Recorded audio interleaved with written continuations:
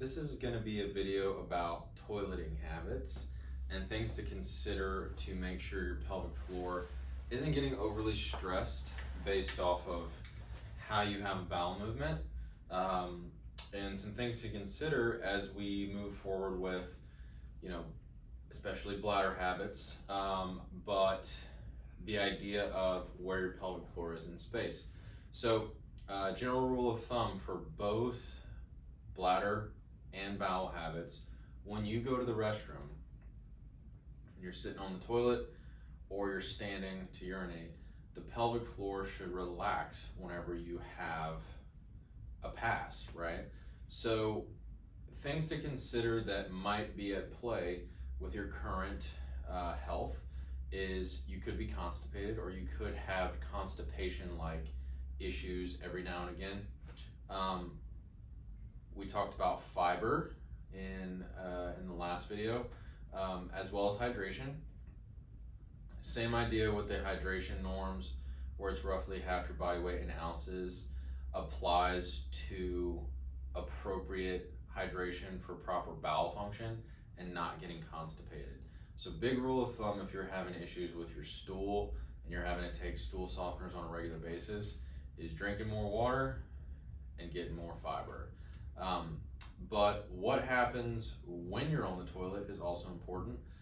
So we're going to talk about how to appropriately bear down if you have to have a bowel movement and if you have to bear down, as well as positioning and some things to help your pelvis with the squatty potty, and then a little bit about wiping. So positionally, as far as breathing and bearing down, if you have to, and this is not something that we recommend every single time you go to the bathroom, but if you're in a rush or if things are having trouble moving because you are a little bit constipated, it is okay to bear down, but you want to bear down appropriately.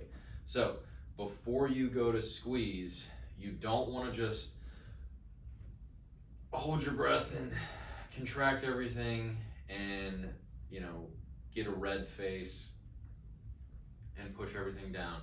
You want to take a big breath in, fill your belly, and then blow out the candles while keeping your belly big and bearing down into the pelvic floor to move the stool down the rectum and out. But big important things here is big belly, inhale, keep the belly big. You don't need to contract it and draw in. This is probably the only time that we suggest on an inhale keeping your belly big, but it's just appropriately moving pressures around. The other thing is, if you do struggle with this and you don't have a squatty potty, leaning over is also a good choice. But we like squatty potties because whenever we're thinking of hip placement, putting your knees above the hip helps relax the puborectalis muscle, which is the muscle of the pelvic floor that basically kinks the rectum. And when your knees are above your hips, that muscle is more relaxed. So putting your feet up on a lift and then a slight lean forward is going to be the easiest way to think of, okay, I'm relaxed, I'm softening the pelvic floor muscles, I'm taking that big inhale, big belly stays, blow out the candles like a teapot, and then have your bowel movement. Other things to consider here: if you're spending more than 10 to 15 minutes on the toilet trying to push and have bowel movement, you probably don't need to be on the toilet in the first place. Regularity is a really good thing when it comes to bowel movements. Timing is a really good thing when it comes to bowel movements.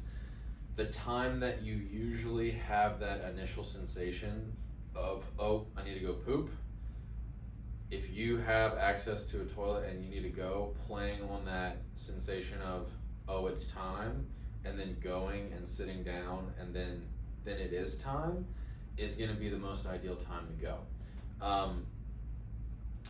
Fiber, water, timing, appropriate bearing down, and then wiping. So how much is too much wiping? if you're having to wipe more than 5 or 6 times every time, something is going on where you may be wiping too much. That can increase the likelihood of you breaking open the tissues of the rectum.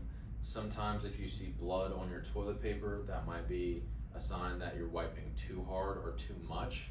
If you have blood in the stool and that's happening regularly, you may have an internal hemorrhoid or something else that might be going on that you would want to consult your primary care physician with or your GI doctor. But if you're wiping and you feel like you have to wipe more than 5 or 6 times, the same idea that we talked about with the bladder habits and the 10-second squeeze, you want to do that same thing, except you want to lift the rectum. So the rectum is a very circular muscle in nature.